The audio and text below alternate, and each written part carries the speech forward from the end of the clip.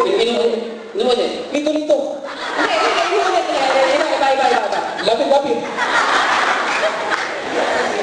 Sige. Okay? Okay, ito. Ano ang pambansang ibon ng Pilipinas? Clue. Nagsisimula sa letra N. Manok. Kulay brown. Pritong manok. Hindi. Lechon manok. Mas maliit pa sa lechon manok. Maggie Cubes.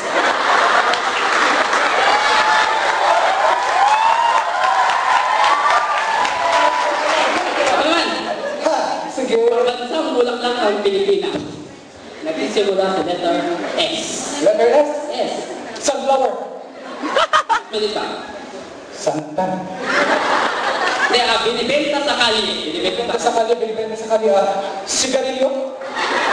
Kasama na sigarilyo. Snow beer. Tama na snowbear. Sipsaron. Hindi, sinabi ko, bulaklak. Sipsaron bulaklak. Sige tinutuho. Tinutuho. Sweet balls. Sige, ikaw naman. Mat.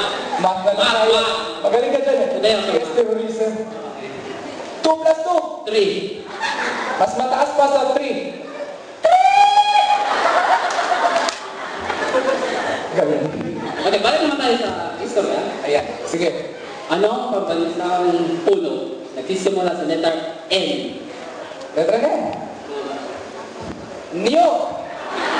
Hindi. Mas matigas pa sa dulo. Niyog. Okay ba? Okay, nursery rhymes na tayo para madali. Sige. Ito na pa pala eh. Nursery rhymes. Okay. Mas madali ito eh. Ito fill in the blanks. Fill in the blanks. Easy lang to.